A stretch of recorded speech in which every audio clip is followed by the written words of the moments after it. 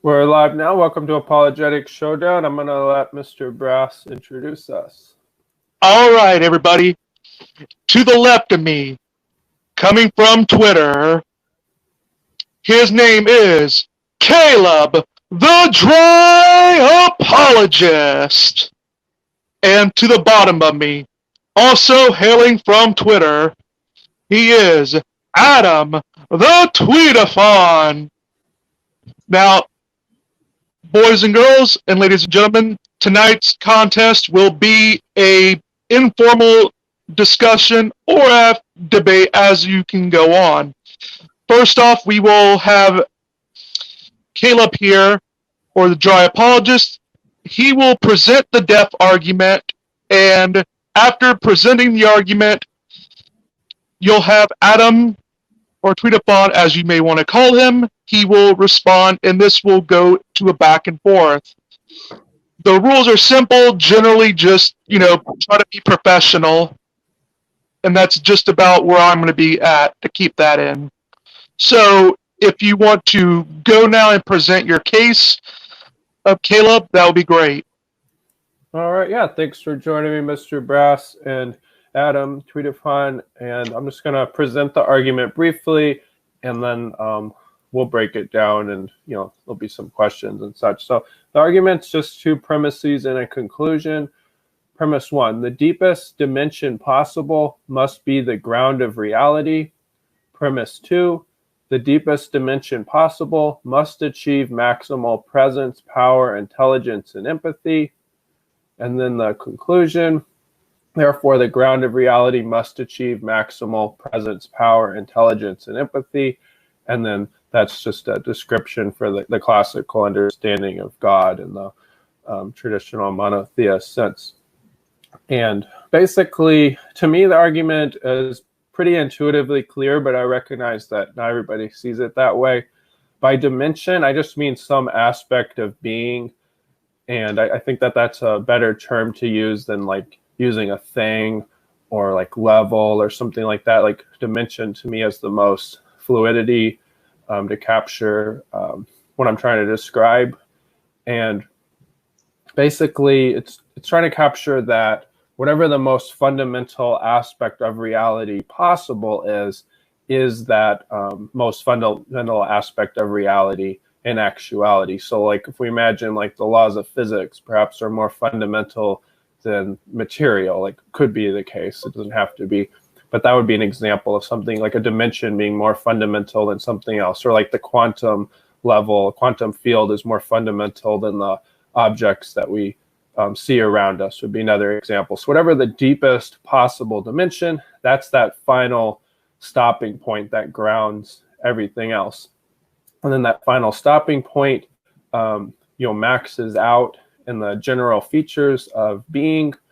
So it's maximal presence, power, intelligence, and empathy. And that's just because those would be compossible features for this sort of ground of existence.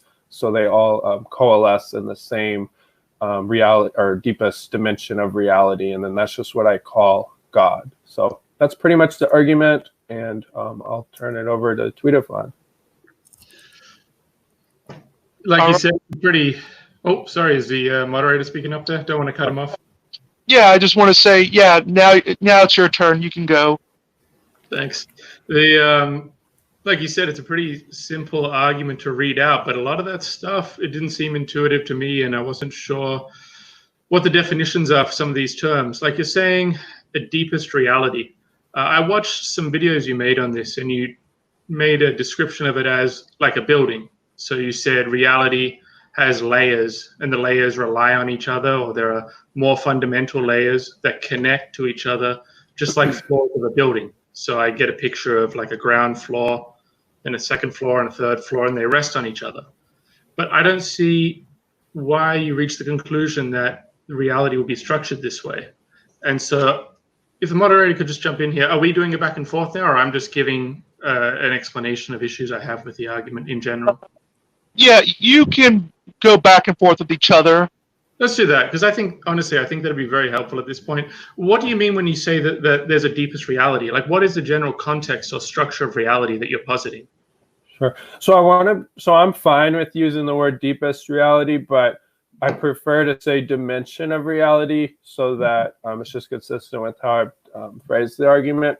But basically, so we can think of theoretical examples, sort of like the quantum level. You could say, you don't have to take this view, but you could say that it's a deeper dimension than the objects, like a rock, like the quantum particles, or even space-time could be another example. Again, somebody could be agnostic on how the physics works, but it's just an example of a possibility. But the idea that something is more fundamental than something else, we could call that a dimension. So it's just to capture the idea that there is a deepest layer or deepest fundamental component of reality. Like I would say that like I'm not the most fundamental thing to, like I would say the laws of physics are probably more fundamental than I am. I could see what you mean in the sense that some things are broader or necessitated by more things, such as a ball requires, of course, some sort of physical material and everything. But I don't know if I would call it deep or depth. It's just, you say that there's a reality, right? And then there are these things that constitute reality, but it all is reality. So I'm not sure why you would think one is more deep or more fundamental than another, because all of it is in the same sense. So there is a grid or a building or a quantum field or whatever structure you're positing for your practical system. There is a ball and a house, these objects that live within this system, but it's all part of one large monostructure that is in the same extent and to the same sense. So I don't think there's any depth. It all just is in the same way. It's all referable in the same sense. It just has different relationships or different breadth. So Sure. what do you mean by depth? Why is it deep? Right. So you could hold that view and you could say that there is no depth, but you would then be positing that the things around us are the deepest possible dimension because there is nothing deeper than it. By depth, that's just an analogical term, like something that's more fundamental than something else. Like I could say a computer is more fundamental, causally speaking, than the program that operates on the computer, right?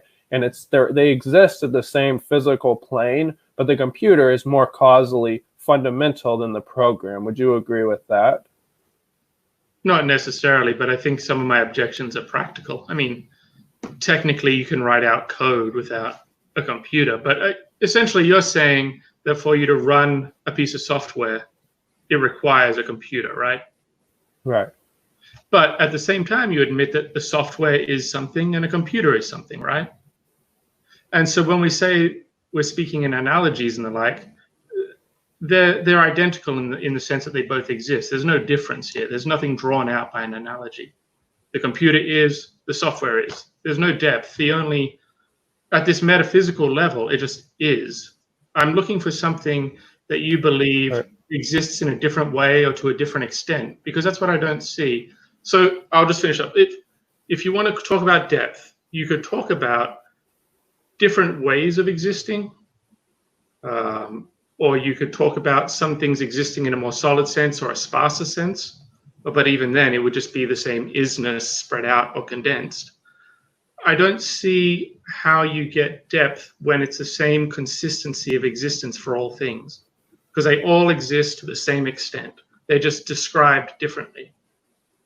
Right. So, right, if we're talking about physical objects, I totally agree. So the computer analogy was just an analogy of how one thing can be more causally fundamental than another thing. But I agree that the software and the computer is not metaphysically deeper than the software. It's just in an interactive sense, causally more fundamental. But again, like you can accept that there is only one dimension of reality, but that wouldn't actually deny either of the premises of the argument. So, like, say for example, if the universe exists and God is causally more fundamental than the universe, I would say that God is a deeper dimension than the universe because he's metaphysically grounds the universe. And that's all that I mean. Now you could say, but you don't believe in God. But the point is that he's a deeper possible dimension. So premise one just says whatever the deepest possible dimension is must be the ground of reality. Now, if you think the universe is the deepest possible dimension, you would be accepting premise one. You would just say the universe is the deepest possible dimension, and then we could go on to premise two. So the argument, as far as I can tell, is logically valid. So one of the premises would have to be contested. Well, I think you've skipped ahead a little here. I'm assuming by universe, you're not meaning the same thing when you say reality. So when you say layers of reality, you're identifying one thing, reality, a monad, or a single entity that encompasses a whole. Like it encompasses or subsumes everything here. Reality is everything we speak of. So reality, you as positing it as one thing or one consistent substance or being, already we've said flat out, it doesn't have depth in that metaphysical sense. Then within being or what is, you start drawing distinctions like a mouse is, a keyboard is, software is, like you start breaking up and describing what is. But there's no depth to isness here. Like isness does not have depth here. You're only describing what is, like the particulars. And you're saying that some particulars have different status than other particulars. So God is a particular thing, the universe, which I assume you mean by the planet and everything, that all the practical objects, the universe has a certain status and they have a certain relationship to one another, but they are all subsumed within reality, which is what you said, depth of reality. The reality is this consistent, just consistently, evenly distributed, single isness. Like you can't. I don't see any distinction within that isness, and no way to draw out a depth of the mere fact of existence. So I just want to make sure that point, because that's where I'm at. I never got to the depth of reality, because reality, in the sense of isness, I don't see how that has any depth. Now, if you want to talk later, I understand that, but just on that first primary principle of isness, I don't see any depth. Well, it depends upon how you're using the word reality. So just to get the terms clear, by universe, I mean something like all of space, time, matter, and energy. So whatever the fundamental components of physics are as a whole. Now, by reality, I just mean the totality of all that is. So you're saying, well, there's no depth to isness. Well, yeah, in the terms of the concept, that would be correct, because reality is just a label for all that is. But within reality, there could be depth. If something is metaphysically more fundamental than something else, then there would be depth. Well, that's where I think we get into another issue. Say metaphysically more fundamental. Well, let's deal with reality first here. So you said there is this sort of totality, this isness, right? And that lacks depth. But then you're saying when we admit that there is this great monad or this isness that's consistent and it doesn't have depth, there's no you somewhat exist or you partially exist. It's everything exists. It all has isness to the same extent. And then we get down into what you're doing now, which is describing what is, like the particulars. Then it looks to me like you're trying to basically describe all the things that are, such as you said, the universe is practical objects, and then something that could cause them, like a god, and then draw relationships there. So do you agree with me so far then? That's what we're doing? We've gone down a level in the metaphysical structure, and now we're describing what is? Yeah, I mean, the argument is, so yeah, I mean, by reality, I take that to mean just the totality of all that is. So it's more just a concept. So yeah, within reality, there can be metaphysical depth. So I think we're in agreement. Well, we'll discuss the depth part, but within the isness. So we've got that. We acknowledge there is this isness that subsumes. Yes, but I'm not saying that, and I'm not saying that you are, but that existence I'm not treating as a true property. So I don't know if you are or not, or that necessarily matters, but just for the audience, I'm not treating existence as a predicate or property, just so we're clear on that. Well, it's more than that, right? I mean, predicate and property themselves are something. They're also subsumed by isness. Isness is something, there's nothing, do you believe there's anything independent of isness? No, unless well, it depends, because if we're going to posit like abstractions, like concepts, I would say they don't have concrete existence. But if we're talking about concrete things, they all have isness. But I take isness just to be a label that something is. I don't think that there is a property of isness. Okay. Well, right, because isness is broader than the sense of a property. I mean, isness encompasses everything that could be mentioned. I mean, there's nothing you could mention or posit that is not. I mean, that's, I think, why you have the hesitation of saying that something is independent from what is. Because to say there is something is to admit that it is. Now, when you say that you could have abstract ideas and they don't have concrete existence, again, we're going down a level, right? We're describing what is, and we're separating it into different categories. But abstract things still exist. Specifically, how would you tell the difference between property and causation? These are abstract concepts, I believe, in your system. Yet you can distinguish them because they are something. I mean, each thing has a separate description, a separate definition. There is something being referenced when you say the theory of causation or the theory of properties. So they do have existence. You're able to distinguish these two things from each other. I'll also point out that, in the case of abstract objects, they would be more immaterial if we're talking about things like, say, the number 2. So that, that gets into a whole other discussion. I wanted to ask Adam, are you positing more of a brute fact sort of system, if you know what that is? Well, I think everyone at the end of the day is going to posit some sort of brute fact system. But yes, I think that isness or being is a brute fact at the end of the day, because there's no alternative. There is not. You can't say there is and is not. So there's no alternative. There only is what is.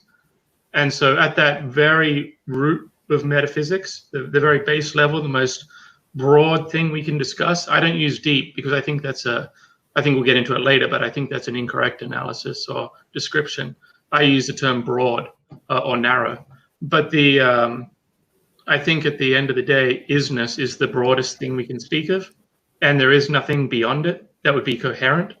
So there's really no alternative to just saying that everything is, because there's nothing else, no other way of describing it. There's no is not. So yeah, it's a brute fact, but I don't know how much that tells the person asking the question, because I think at the end of the day, we all have some brute facts. I imagine Caleb, I don't want to put words in his mouth, might say that God created the world, and or that God exists, and God's existence is a brute fact. But I don't want to speak for Caleb. Yeah, I mean, that answers me pretty well. Just so the audience, in case they don't know what a brute fact actually is, there is a difference between a possible brute fact and a metaphysical brute fact. A possible brute fact would be, let's say, my house caught on fire today, and there was a big investigation by the fire department, and they could not find out what actually caused my house to be burnt down. Now, that would not mean there is no explanation for why my house burnt down. It would just be the case that there has been none that has been found. So it would be just a brute fact, a possible brute fact that just nothing burned my house down, but it wouldn't be an actual, it might not be an actual brute fact. Now, a metaphysical brute fact is to say that something at bottom has no explanation, and it can't even in theory have an explanation. It just is, like I believe Adam says. So that's just so, you know, the audience who are not familiar with these philosophical terms can better know. Yep. I'll turn it back over to Adam. I'll turn it back over to Caleb. Thanks. So, yeah, the argument's compatible with brute facts, I think, but I don't think that there really are brute facts. I mean, I think that God is a necessary being and not a brute fact, but that's fine. I mean, we can leave that disputed. It's not essential to the argument. But so you talk about things being broad. Oh yeah, you talked about causality and properties, and I'm trying to recall what you had said. But I do distinguish between those two. Like, properties are the features that make something up, and I would say causality is kind of an extension of those features. So like having causal powers is a feature, and that's the power to bring about some kind of effect. And those are features of reality, but I don't remember what point you were drawn upon in that. But this idea of things being broad, I'm not totally sure what you mean by that. It sounds like what you're saying is everything kind of exists on the same plane of existence, and they kind of interact. And I get that as an objection to the argument, except that to me, that would be just implicitly acknowledging that just is the deepest possible dimension.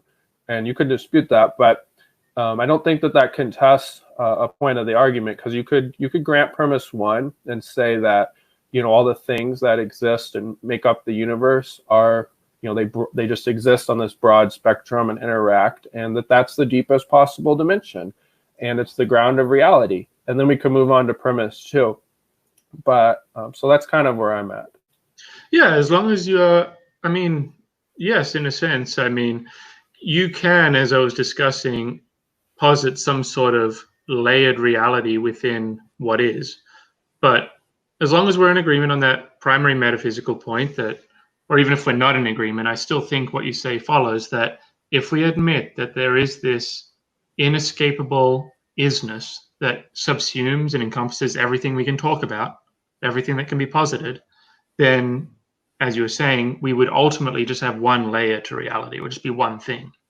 And then if you want to use that as your deepest layer, I don't know if we'd really call it deep anymore, because there's no depth unless you're positing some sort of additional structure within what is. I don't know where we get the depth anymore.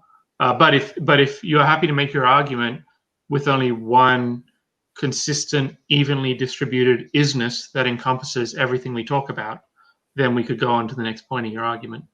Well, okay, we might be able to move on, but when you say there's some isness, that it sounds like you're saying it encompasses everything. Like, I would, if that's accurate to what you're saying, I would take that as a concept. Like, yeah, everything that is. I mean, just as a tautology, but I don't know if you're positing something else, like everything ultimately makes up some like monad that like is the one singular thing, like some kind of pantheism. I don't know your ontology, so I don't know if you're following more on the first side, where it's more like a concept, or you think everything like ultimately is this one singular existence. Yeah, there's one thing. Yeah. Everything. Okay, so yeah, so I wouldn't grant that, but it is technically compatible with premise one. It would be deepest possible dimension, and then we could move on to premise two. Now, I think premise two is where I'm going to then attempt to undermine that conception, but we could then move on to premise two. Yeah, I wonder if perhaps we can revisit later in the debate why you would disagree with a monistic model at that root of metaphysics. You know, why you would disagree that everything ultimately is. There is this totality or this oneness that subsumes everything. But let's move on to point 2, because I think if you're happy to go forward with the notion that your argument works, even if we're saying everything simply is, then I think we can go forward to number 2.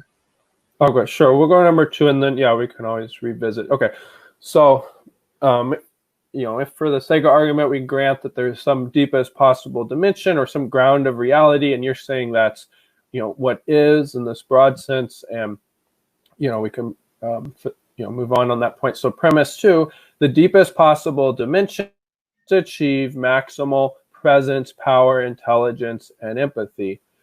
And the argument for this, so again, once that's granted, I think it then just follows that the deepest possible dimension is God in the classical sense. But the reason for that is because if the deepest possible dimension didn't achieve these properties, then there would be a deeper possible dimension that does.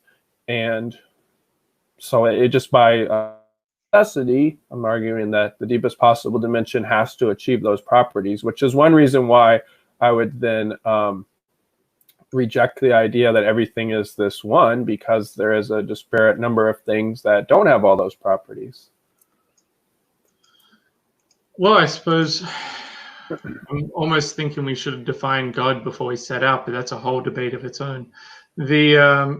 When you keep saying deepest possible dimension, we're already at the point where everything simply is. It's just the dimension.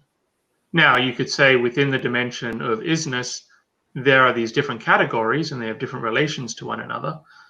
But essentially, there's only one dimension right now, just what is. And then you have to categorize everything within it. And so you'd have your various things that you want to posit. But what I'm wondering is when you say, let me see if I can get your quote. It's the deepest possible dimension has you got all possible properties in their maximal sense.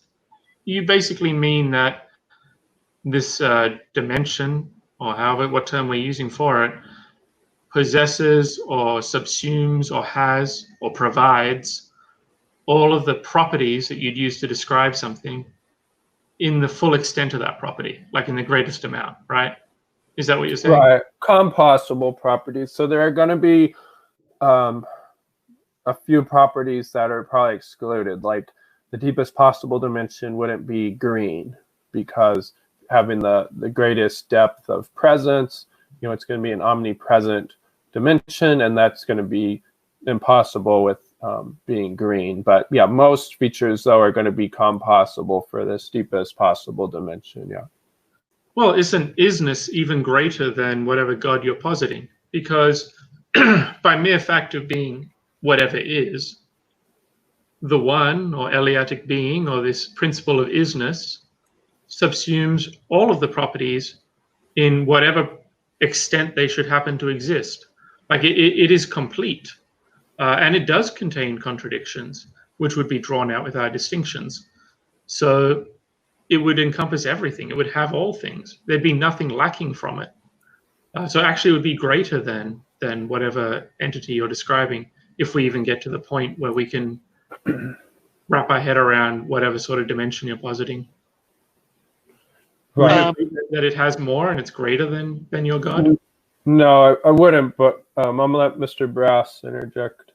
Yeah, I believe what would be helpful with Caleb is to go more in depth with the universe definition. I believe he's using William Lane Craig's definition when he used with the Kalam argument, which is when he talks about the universe, he's talking about all of contiguous reality. So, even if there was, say, a multiverse, that would just be part of all of contiguous reality. So is that sort of where you're going, Caleb? Right. So universe would be all of any spatio-temporal reality. So if there's a multiverse, then yeah, I would lump that in as well. And yeah, so I agree. So all right. I think that would just, that's just good to just flesh it out so you guys can just know better how the definitions are. So I don't want to jump out of turn here. The point that I'm making is if we have this contiguous reality or practical reality or however it's described. And we have this separate thing called God that you're at some point going to posit a system whereby it, I suppose it emanates the universe or it somehow connects to the universe. The principle of what is encompasses both those things. So it's per se greater already than anything we're talking about because it's on both sides of the fence. But moving on, let's just say that with that, I mean, unless there's some objection to the fact that both of these things exist or they are, or they're part of isness, then I think the project becomes one of sort of discussing whether or not there is a God that is no longer the greatest. I mean, it's possibly the greatest particular, but is no longer the greatest conceptual thing we can reference. So, well, I want to focus on something you had said earlier when you said within the one, or however you defined it, it was, you said there are contradictions. Now, what do you mean by that? Well, you have what is, right? And I've said that subsumes everything that we could posit. So it's just that principle of positability or referenceability. It's whatever can be referenced. So we've managed to create this category that is not really a category because category itself is something. It's a definable term. But it's basically everything. And so then when we've done that, what was your question? If you could repeat it. Well, you had said that there are, or at least what I heard was that there are contradictions within the one. Right, exactly. And so at that point, we go down and we start distinguishing everything, the various things, the various particulars, of which your God would be one, depending on where in the system we're going to place him. I don't know yet. Maybe I'll object and not say it's coherent. But essentially, everything that is, we're distinguishing them all and sort of categorizing them and placing them under that broadest concept of isness. Now, you can have something that's a contradiction. I suppose contradiction is not the greatest term, but you said, for example, that your dimension would lack properties that would cause a contradiction. So, for example, your God wouldn't have two properties that cannot be possessed in the same sense at the same time. He'd just pick one, I assume. I don't want to say which properties you think he has and which ones he would lack, but it sounded like you weren't assigning him all properties because you felt that for one thing to possess all would be a contradiction. Isness wouldn't suffer from that because your God is something and it has the properties that it has. And then wherever these properties are that your God rejects or doesn't possess, they are also possessed by something that is. So isness, it's not a true contradiction because it's no longer possessed in the same sense, but it possesses even these properties that your God cannot possess because your God would fall into contradiction. Okay, so, well, so I think this is where, I disagree. So isness couldn't be maximally present, like present everywhere, and confined to a particular space, unless you're positing some sort of panentheism where you have this sort of maximally present being that is distinct from all the other things. At least that's how it would seem to me. So do you think that, so that's where I'm a little bit confused, if that made sense. No, I'm not positing isness as something. We're not independent of isness. I'm literally subsumed by it. You're literally subsumed by it. I'm saying that there is a totality. And now we, within this totality, can divvy it up and try to draw distinctions, like one part of the totality recognizing another part of the totality. But ultimately, we are all one. So I don't think that there's, I'm not a Neoplatonist, if that's what you think. I'm not a Neoplatonist. I don't think that I don't associate the one with the good. The one is no more good than it is evil, because both are subsumed by it. So it's not a moral judgment either. But essentially, you see, I'm not trying to posit a being outside of me doing things or anything of that nature. I'm saying I am part of that being. You are part of that being. And as parts, we can divvy up and a part can view a part. But there is that sense of totality where we all are. Okay, you're saying we're all different parts of the one being, but see, that's where I'm thinking that the oneness is just a concept, like, unless, I mean, because you're saying the oneness is greater than than God that I'm positing as the ground of reality that's, maximal in these features, but like this oneness would not be maximal in presence, power, intelligence, empathy, because the oneness is made up of various limited things. There is no maximal thing that the oneness is. It's just a collection of finite things. Well, this maximal thing, is it something? Are you referencing something when you say maximal thing? Well, I am, yeah, I'm referencing God as the ground of reality. Well, then it is. It is something, right? Yeah, I am, but I don't know if you're positing something.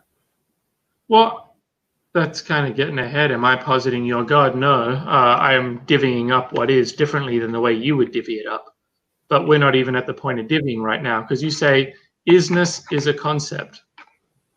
Well, it's not a concept. I mean, there is no independence from that concept. It encompasses and subsumes everything, because it encompasses everything that you can reference. There is this coherent idea of what can be talked about. And so if you can be talked about or referenced, or what is that quote from Parmenides? To think and to be, or anything that is can be thought of. We have this coherent notion that is common to everything and is inescapable.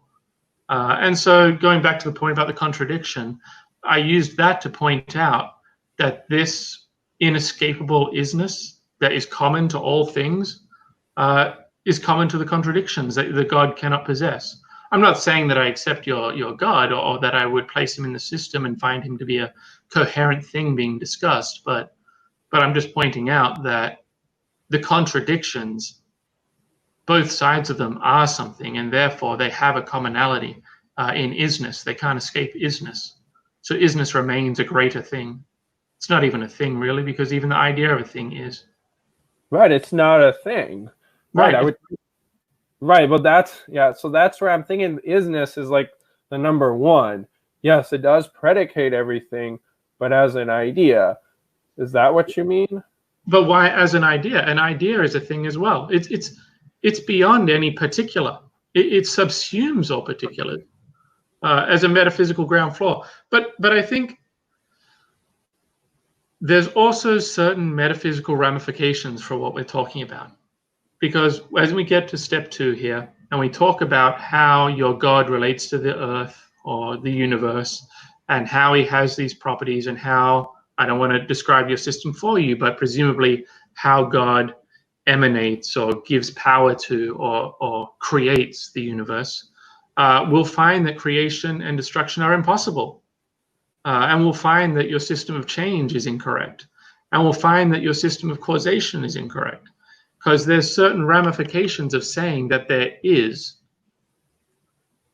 and that's the end of the story. That is a metaphysical boundary. There is no is not. There is nothing that what is could become, because what is all that is. There's nothing else for it to become. And so things like creation of new things of that nature, it's all the wrong way of viewing reality. So maybe I won't. If you want to jump in now, that's good. But I'll let you talk, and then I'll move it along. Because I was going to.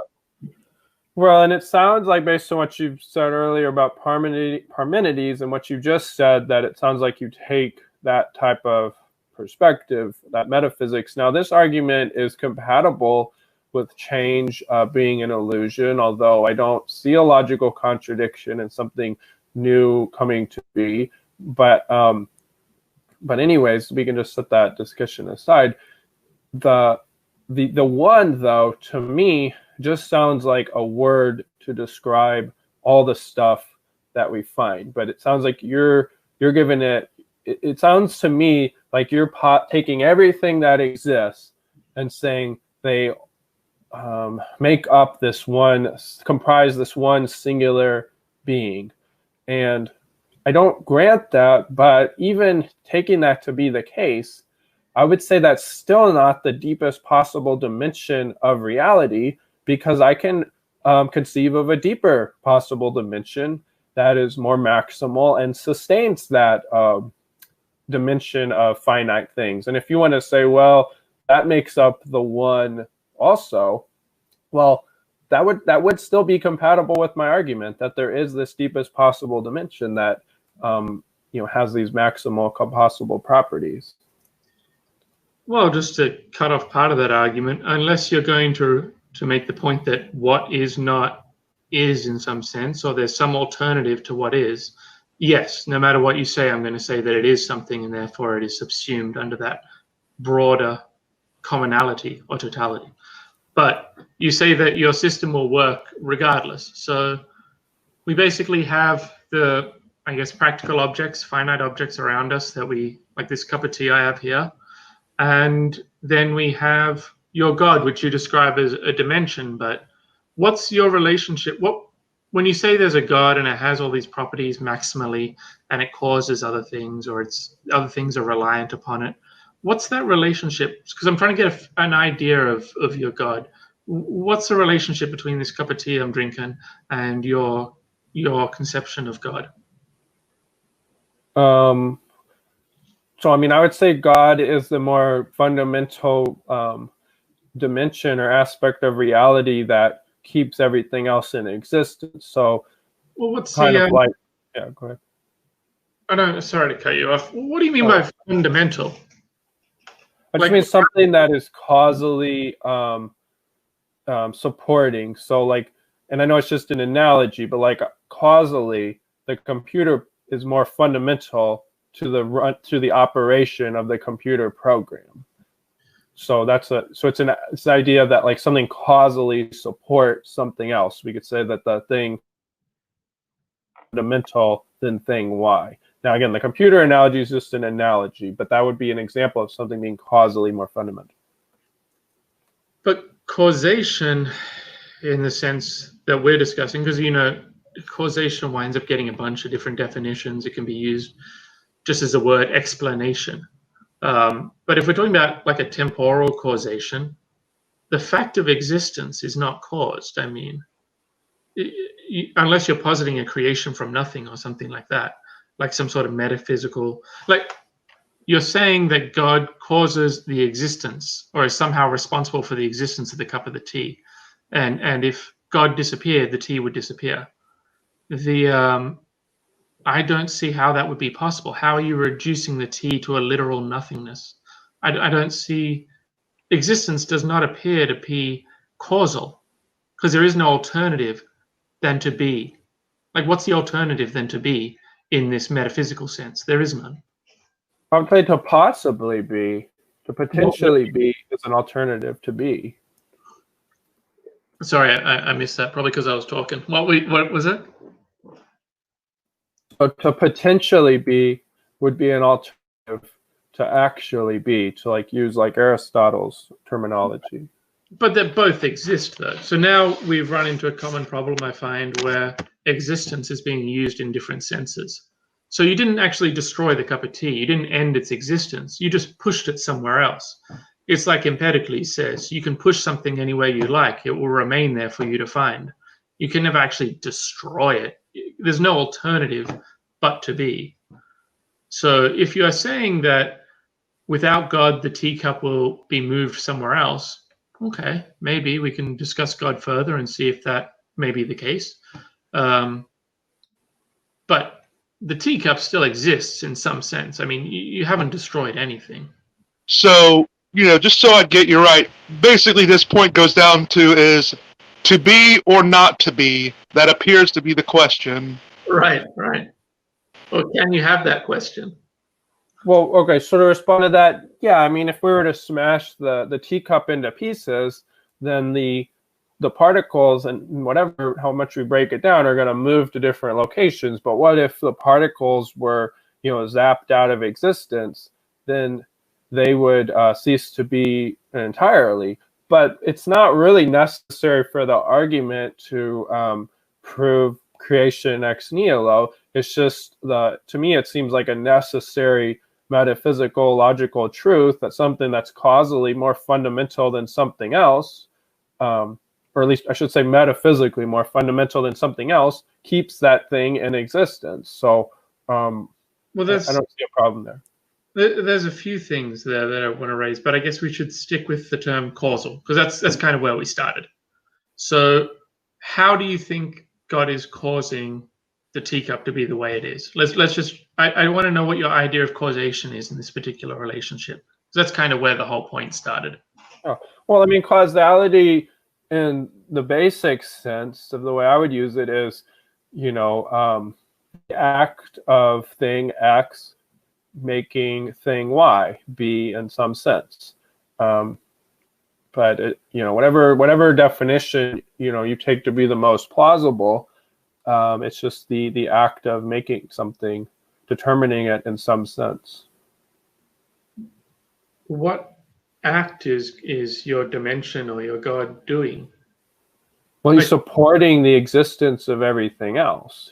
But you say supporting the existence. Like, are we still talking about that metaphysical existence where there's simply no alternative but to be? Or are we now talking about this potential actuality thing where it's supporting it in a particular fashion?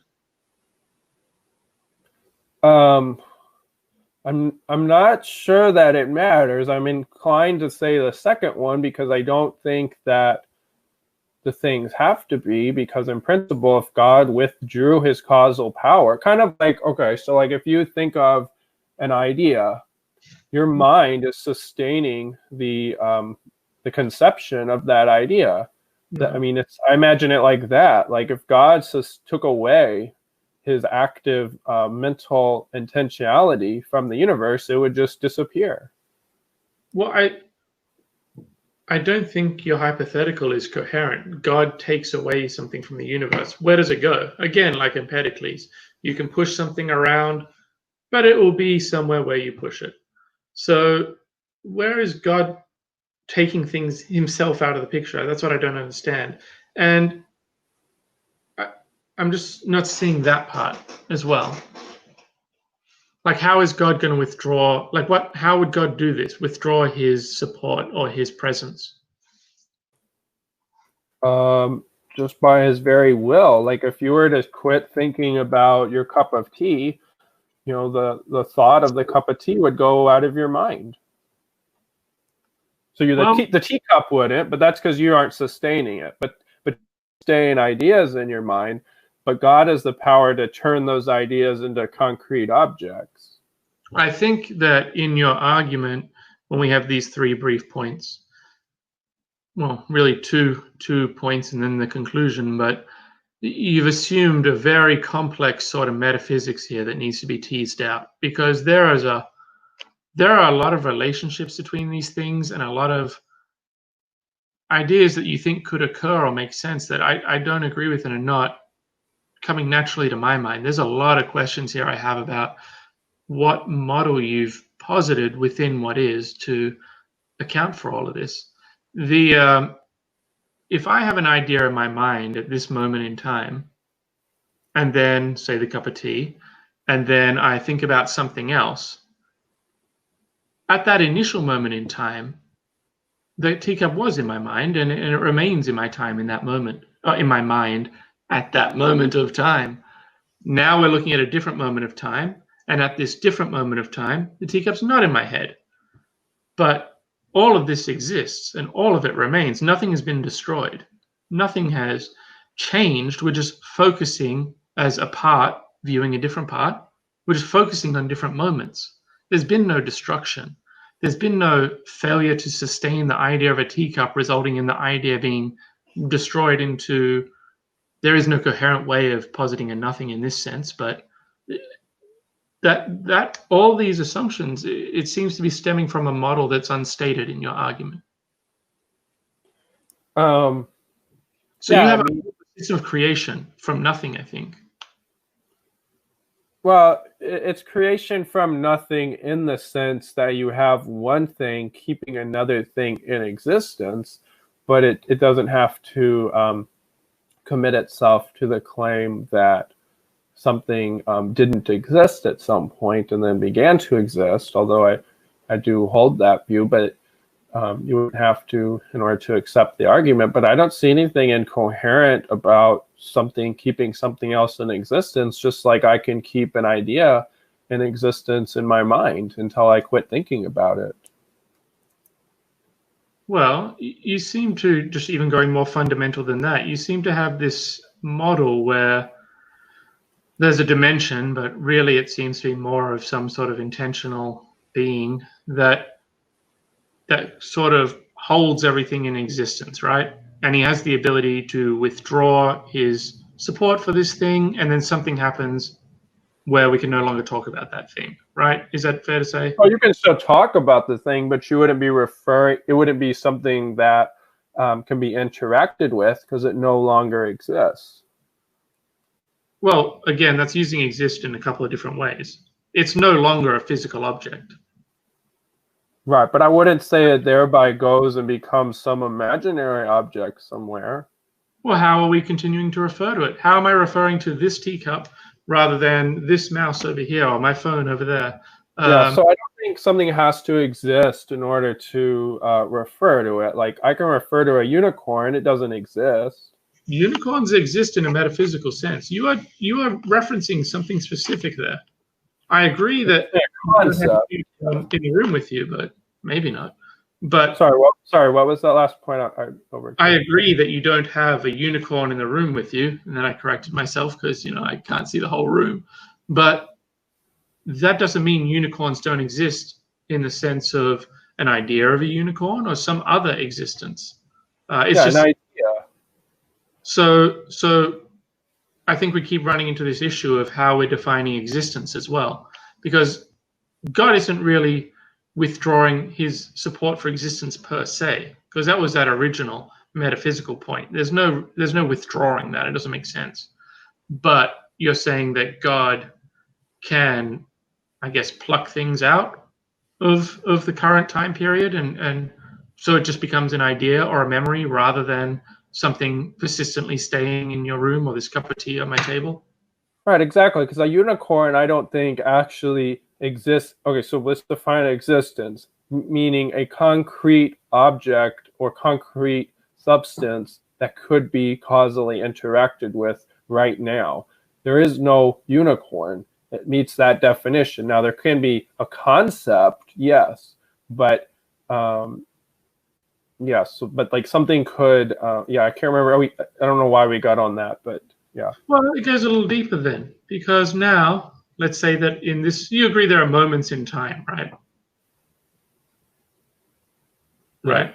And you're saying that at each moment in time, God is providing something to keep the physical world intact.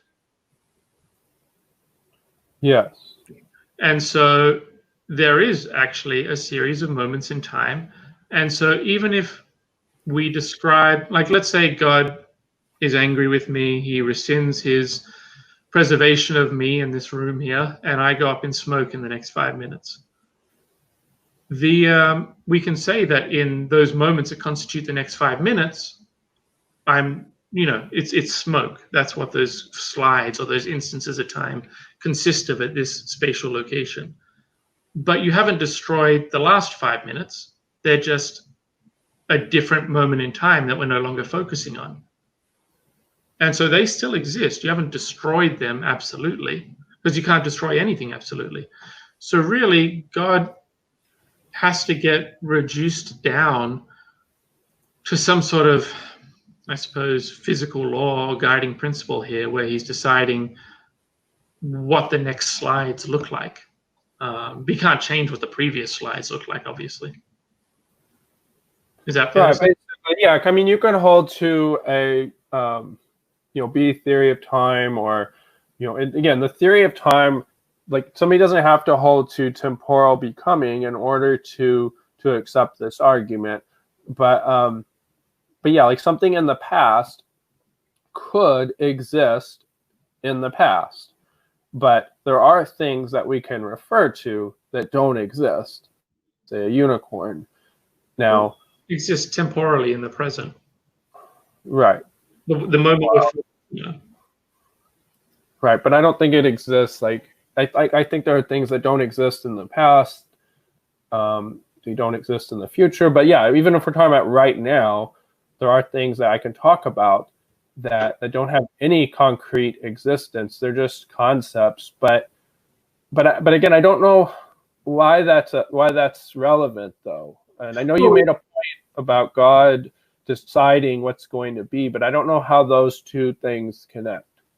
Well, we're pointing out here that the cup has a certain existence independent of God. Yeah. Yeah. So God can't really destroy. They have their independent existence from him. He's not really preserving them. He's okay. Whoa. Okay, independent. I mean distinct. It's not God. But if you mean causally independent, no, I don't grant that. I think that God keeps the cup in existence. Well, he doesn't keep its previous states in existence, does he? Well, no, but we're talking about its present state. But on a B theory of time, all the states exist. It's just relative which ones are forward and which ones are back. Right? Like we're focused on particular instances, but they all exist because everything exists. Right. In a different temporal moment, yes, but it wouldn't then follow that those moments don't rely upon God for their existence. Well, then I'm not sure. I think we have to go back and redefine his relationship again, because I'm not sure how God is holding together previous moments. I mean, we said God could rescind his will for the cup and then direct us to focus on a moment where the cup disappears.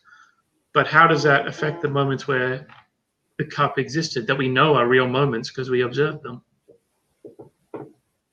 For example, well, there are still moments that take place under a B theory. There's just no becoming. But the whole B theory itself, so this whole chain of events, you could say would never have existed at all had God not willed it to exist. Now there would be no coming of that, but it could still causally be the case. Well, there we go then, because that really goes into another problem with it. So you're saying that God wills the temporal system, whatever theory we're putting forward, into existence, right? He literally brings about the temporal system. Right. Well, when you say into, yes, but not if you mean into like I have to then be committed to a temporal becoming. But yeah, in a causal sense, yes, he does will it to exist. But to take the action to will something is to take an action, right? It's to do something, a temporal act. I mean, there is no changeless act that he decides to do. I mean, the mere decision to do something requires some sense of change. I don't know that it necessarily does. I think it's coherent that God could be eternally willing something, but even if it does, there still are actions under a B theory of time. So even if that is an action, like I still turned on my computer an hour ago, like that still is an event that took place. Right, but it's within the system now. Yeah. So God is now constrained within the temporal system because he's taking actions or making a decision to sustain something. He's performing something. And performance is within this temporal system. So then the additional problem is if we're saying he initiated or somehow took actions outside of a temporal system, that doesn't seem to make sense. The myth of willing something or positively doing something presupposes that you are within that context. So he becomes a sort of a temporal agent. Yeah, that's fine. Like, I mean, I'm more inclined to think God's outside of time, but the argument's compatible with the idea that God is acting within time, that he has willed to do that. So yeah, if you want to say that, that's fine. Okay, so God, in any actions he takes, is within that context or that framework. So he can't destroy time then, and he can't create time. Well, why does that follow, though? Because if to do an act of creation, to make that decision or to do something, it's a process, and process is something that occurs within the context of time. If you don't have time, if everything is purely changeless, because what is time except for a measurement of change, right? Do you agree that time is a measurement of change? It could be more than that, but I'm fine with granting that definition. All right. Yeah. Well, if time is a measurement of change, and a performance of something or an act or a decision requires some process of change, then it presupposes time. You can't go outside of time or beyond time or be lacking time, or in some way time doesn't exist, although that runs into the earlier metaphysical objections. But you can't be in that position and then do something that requires time. You see what I'm saying? I don't see anything incoherent about God being outside of time and then entering into a temporal relation. But if you want to say by the very fact that God can act within time, he's thereby within time, I'm fine with that.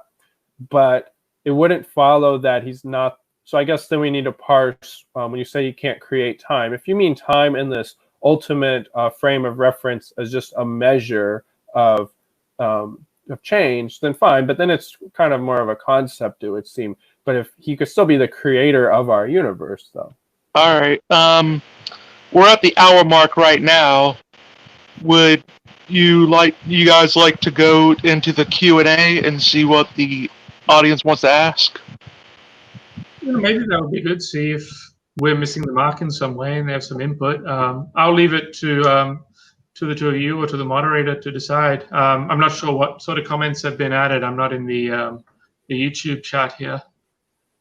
Yeah, I'm fine with whatever. I mean, yeah, I'm fine with whatever. I mean, there hasn't been. I've been watching the chat. There's been a few comments, so maybe we could address those and then see where we're at. I think I need to pull them onto the screen though, so let me find them.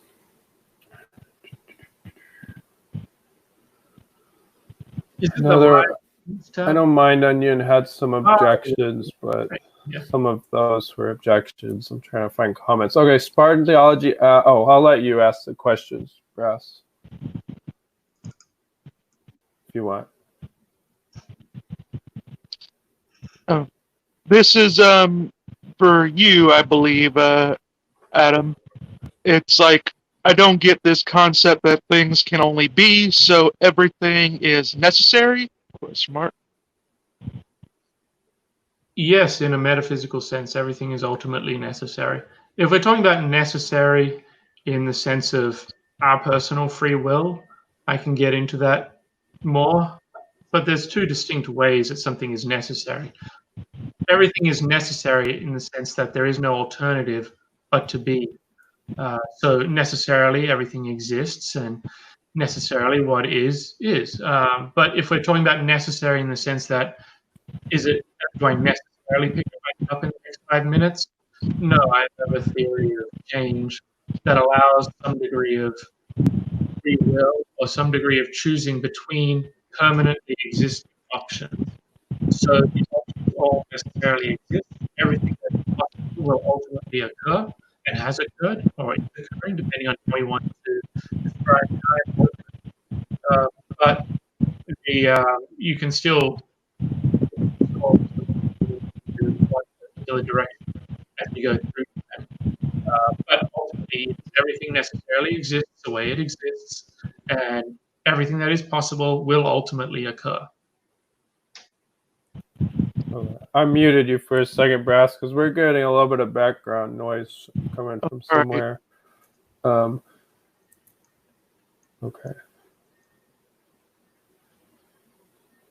Basically, this question comes from Mind Onion.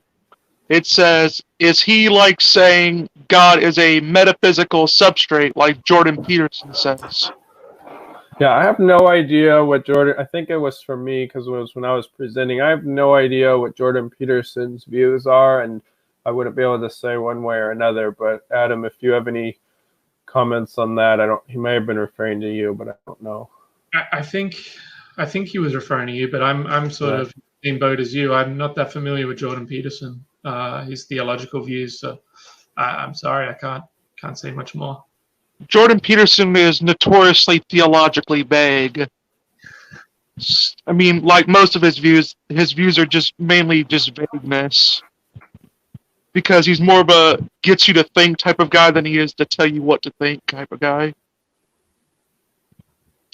This next one comes again from Mind Onion. Says, I really don't get it. Like, can we even distinguish God and not God as being separate things? If God is somehow related to these things in the same way physics is related to, like, a ball. Yeah, and I think he was talking about my views. So, yeah, I don't see that hang up, my opinion. I know we have some disagreements, but I don't see a problem with God being a concrete entity and undergirding other things and causing them to exist in a similar to how we imagine like our minds cause an idea or a dream or something, you know, an image in our mind, or the way we kind of think like a computer, allowing for a program to run on it. The consciousness example is probably closer to what I'm describing than the computer example. But yeah, I don't see the incoherence, but it's just a disagreement, perhaps. How many questions would you like to go before we... Yeah, that was the end of the questions as far as I can tell. If somebody does have a question, go ahead and throw it into the chat, because we'll probably be ending pretty soon and want to make sure that gets addressed. But if Adam, if you had any other points you wanted to focus on, I don't want to go super long. I don't know what your guys' time is, but you can go a couple more minutes for me. Sure. Okay. Yeah, I'm fine being here for a bit. Whatever works for you guys. Let's go maybe 10 more minutes. I don't know. Well, I think there's a quick. I mean, there's a lot of points that we kind of touched on, but haven't been able to flesh out. Maybe for another day. But one of them here then is, if we're admitting that, and you may not be in full agreement with it, but your system, as I'm understanding it, you believe would still work. If we're admitting that all moments in time exist, and we admit that there's an isness without an alternative, like there is no is not, so what is has no other alternative way of being. I mean, it just makes existence a necessary fact, like Spartan theology was questioning. What leads you to believe that God has this preserving role then? Why isn't it just a brute fact? Is it your intuition and something that I can reject freely? Or is there some additional reason that you think God is necessary in this picture? Well, I don't think that things are ontologically necessary. So, I mean, other than God. So, like, I don't grant I mean, you could defend that the things that make up our universe are ontologically necessary or a brute fact, but that would only be, under my view, if they're the deepest possible dimension that's uncaused. But to me, that's an open question until we determine what the deepest possible dimension actually is. And I know you're positing this oneness, but I don't see why that means that everything is necessary. Then if it is the necessary being, you know, that's a hypothetical, like it's a hypothesis, but I don't see why I should grant it unless you can prove that I should consider it the deepest possible dimension. Well, I'm giving you there's a couple of things to go with that. One is, you also mentioned that your argument would work with a single layer reality, I suppose we'll call it. The first premise would work. Yeah. Oh, okay. So the rest wouldn't follow then. Okay. Right. The other thing is, I'm positing sort of I don't want to say more simple, but it really is more simple. It's positing less stuff and less relationships than your model. So I think it's really for you to make the case than for me. I mean, I am able to say that there is what is, and that's the extent of what can be talked about, because there is nothing other than what is. And then I can begin to divvy up what is, because I'm within what is and I can see other things. So I divvy up the parts of the totality and start describing them. And I can start to see their relationship because I observe how they interact with each other. I know that there's a time because I'm experiencing things. We're talking. So I can identify these moments in time, and I can explain the relationships of things and how they may overlap. Like my robe has a particular color, and something in that room may have the same color. So I see this commonality that brings these things in line. But my model of doing that is extremely simple and identifies what is. And I don't see you doing that, or what I've described. To me, it all seems necessary. It can't be, it can be justified in my observations and the things that we're discussing and presupposing, but I don't see any reason to follow you down your road of preserving God, which we still need to flesh out more, maybe another day when we have more time. But I don't get why I should follow you down that road. I don't see it as necessary, and I fear that ultimately it's going to run me into some incoherence, because it's going to, like you said, only the first part of the argument is sustainable now with the Eleatic being that prior metaphysical idea. It's going to make me run into that issue with the metaphysical assumption I made of isness. Right. Well, right. And I question the coherence of the isness distinction unless we're just using it as a label. But yeah, the reason why, just to be clear to you, to the audience, the reason why the first premise is compatible with that is because the deepest possible dimension in principle could be anything, just given the terms. Deepest possible dimension is the ground of reality. At that point, you could posit anything. But then premise 2 fleshes out the features that the deepest possible dimension must achieve. And those are going to end up being these attributes that only God in the classical theistic tradition achieve. And that would, if you're going to then posit that the deepest possible dimension has finite features, like it's a rock and so on, then that's going to be ruled out by premise 2. So that's where, if you accept both premise 1 and premise 2, it's going to rule out your conception if you're positing that the ground of reality has finite features. Well, I suppose, we're running out of time, because we were getting to the point where we were going to discuss what it really meant to be deep and what the relationship between God and the temporal world was. And I'm almost wondering if deep is a fair way to describe it, because it sounds like God and the temporal world, they're almost like two separate things, and God is holding the temporal world in his hand, and he's decided to put his hand out and allow it to exist in the palm of his hand, and he could take his hand away and let it fall for the next moment or so. The prior moments would still exist, but the future moments would, they also exist. I guess because of that first point, that we can't go past the first part of your argument with that assumption.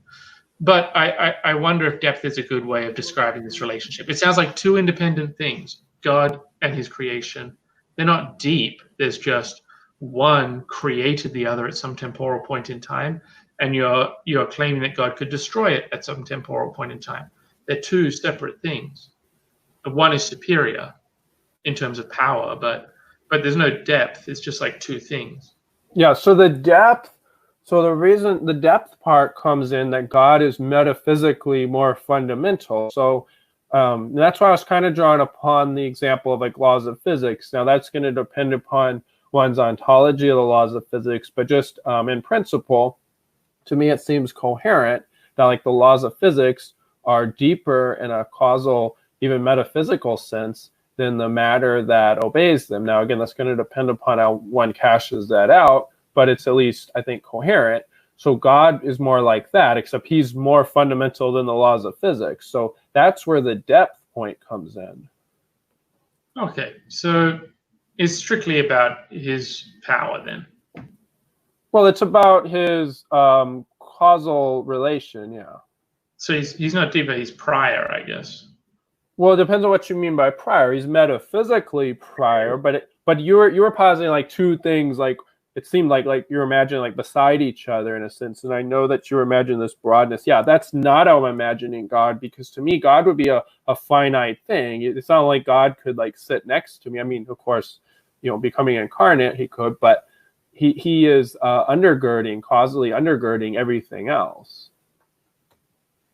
Well, it's kind of going to go on a tangent that I don't want to go down at the end of the discussion. Yeah. But well, I'll let you finish here at the last statement because we're about at time, and then we'll just close it there, and then we can pick it up again at some point in the future. So maybe I'll finish my thought and be a little unfair, but I won't push it too hard. You mentioned sit next to you because he has to be able to be incarnate. I'm assuming throughout all of this that you have a Christian conception of God, which means it's a God that can walk the earth as a human. And so at some point, a lot more detail has got to be given about this God, because he's not just a dimension or a preserver or some sort of force that can keep things in being and has a sort of a will attached to create at this point and to destroy at this point. But he's also got to basically be a human as well. But anyway, I don't want to drag it out. My thought here is essentially that, well, we didn't really get through the entirety of the argument, but there is what is. There is no alternative than what is, because is not coherent. Creation from nothing doesn't make any sense, because nothing is not a coherent thought. You have to reference something. And to destroy something down to nothing is the same problem. There simply is. There's no alternative. And changing from one thing to another involves one thing to another, or some property changing. But there is nothing beyond what is. So there is no property that it could change to, or state that it could change to, that would be out of what is. There are so many problems I have with the model you preserve, but I think maybe we need another date or a longer discussion or some back and forth, or maybe it's not for us to decide all the conclusions. But anyway, it was good talking to you. Yeah, thanks for coming on, and thanks for hosting it, Mr. Brass, and for the audience. Mr. Brass, did you have anything you wanted to close with? I think this was a good debate, or more of a discussion, or whatever people will want to call it. I think I liked how you two went deep into the metaphysics, and I ultimately, would say that it was a pretty even back and forth discussion. I really liked how deep you guys went into it. Of course, I would recommend everyone check out my channel if they can. It's same name. That'd be it for me. Oh, yeah, and I posted links in the description to Mr. Brass's channel and then to Adam's website, so definitely check those things out. All right, well, we're at the time, so I'm going to go ahead and end it there. But, yeah, we can discuss again in the future if you're interested, Adam. And then, Mr. Brass, if you want to host again, you're welcome to. But I'm going to go ahead and end it. Oh, yeah, go ahead. Did you check a link down there to the RPG Codex? I think I threw a link in there. Yeah. Yeah, I put the one that you sent me. So if it's not up to date, yeah, let me know, and I'll get that fixed. All right, thanks, everybody.